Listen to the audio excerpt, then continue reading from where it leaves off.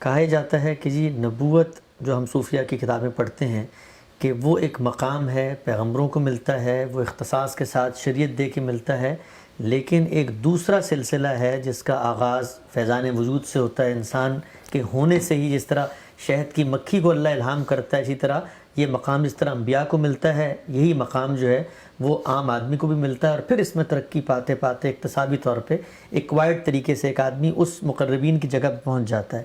تو یہ جو تصور نبوت ہے اور اس کی جو توجیہ پیش کی جاتی ہے، اس کو قرآن مجید کسی مقام پہ قبول کرتا ہے؟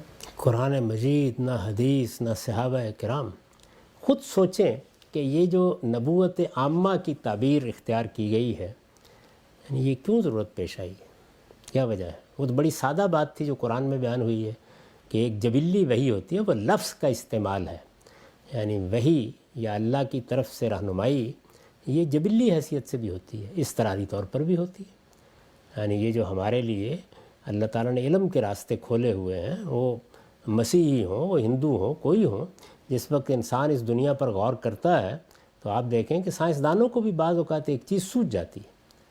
اس طرح کا مکاشفہ کو مجھے 10 مرتبہ ہوا ہوگا۔ وہ کیا ہوتا ہے؟ یعنی آپ کسی چیز پر غور کر رہے ہیں، سمجھنے کی کوشش کر رہے ہیں، اچانک معلوم ہوتا ہے کہ چیز آپ پر واضح ہو گئی۔ ہوتا ہے اس دنیا میں۔ اس کا کیا تعلق ہے اس سے؟ جو وحی زیر بحث ہے، پیغمبروں کی وحی یا الہام پیغمبروں کا زیر بحث ہے، وہ اللہ کا کلام ہے، مخاطبہ الہی ہے۔ مخاطبہ الہی کی کوئی دوسری صورت اس دنیا میں موجود ہی نہیں ہے۔ وہ کبھی اکتسابی نہیں ہوتا، یعنی اس کا اکتساب کیا ہی نہیں جا سکتا۔ یوں نہیں ہے کہ آپ جد و جہد کریں گے اور اس کے نتیجے میں اللہ تعالیٰ آپ کو اس مرتبے پر فائز کر دیں گے۔ یہ منزل ہی نہیں ہے جو قرآن نے دکھائی ہے۔ نبوت محبت ربانی ہے، وہ اس طرح ملتی ہے جس طرح کہ سیدنا موسیٰ کا واقعہ قرآن نے بیان کیا ہے۔ یعنی سردی کا موسم ہے، رات کا وقت ہے، کوئی خواب و خیال میں بھی نہیں ہے، اچانک آواز آتی ہے اور کہا جاتا ہے یہ ذمہ داری دے دی گئی ہے۔ رسالت مآب صلی اللہ علیہ وسلم کے ساتھ بھی بالکل ایسے ہی ہوا ہے۔ تو یہ نبوت جو ہے وہ اللہ کی طرف سے دیے جانے والا ایک منصب ہے۔ یہ کوئی جد و جہد کر کے، اتباع کر کے، پیروی کر کے حاصل کرنے کی چیز نہیں ہے۔ یہ قرآن کے لیے بالکل اجنبی چیز ہے، یہ کہ ایک تابع کی حیثیت سے آپ کو نبوت ملے، امتی کی حیثیت سے نبوت ملے۔ کیا چیز ہوتی ہے؟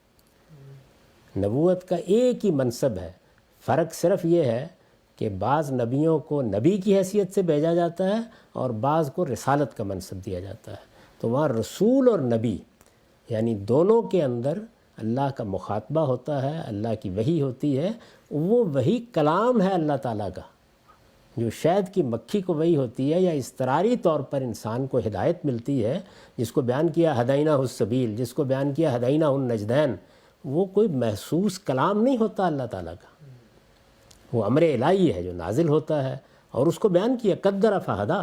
اللہ تعالیٰ ایک اندازہ مقرر کرتے ہیں، پھر انسان کو اس کی ہدایت پہ ڈال دیتے ہیں۔ اس میں بھی اللہ تعالیٰ کی طرف سے رہنمائی ہوتی رہتی ہے، لیکن وہ غیر محسوس ہوتی ہے۔ اور اگر کسی موقع پر کوئی خواب یا رویا دکھایا جاتا ہے تو اس کی نوعیت بھی ہوتی ہے کہ وہ تعبیر کا محتاج ہوتا ہے، اس میں کوئی براہ راست بات نہیں کی جاتی۔ پیغمبروں کے رویا کا معاملہ بھی یہی ہوتا ہے۔ تو اس وجہ سے یہی ہے اللہ تعالیٰ نے جو قرآن نے ہمارے سامنے تصویر رکھی ہے، وہ یہی تصویر ہے۔ اب آدمی کو فیصلہ کرنا ہوتا ہے کہ وہ اللہ کی کتاب سے دین حاصل کرے گا، تو بڑی سادہ بات ہے، اور وہ یہ کہ جو تصور بھی آپ نے قائم کیا ہے، آپ بتائیے اللہ نے اس کو کہاں بیان کیا ہے؟ تو یہ نبوت عامہ، یہ ولایت، یہ قرآن مجید میں کس جگہ بیان ہوئی؟ قرآن مجید من البدایہ الی النہایہ، الحمد سے ناس تک ان تصورات سے بالکل خالی ہے۔ وہاں نبوت کی ایک ہی صورت ہے، اللہ کی مخاطبت، اس منصب پر فائز کرنا، اسی کے لیے وحی آتی ہے، اور پیغمبروں کا یہ سلسلہ محمد الرسول اللہ صلی اللہ علیہ وسلم پر ختم کر کے مہر لگا دی گئی۔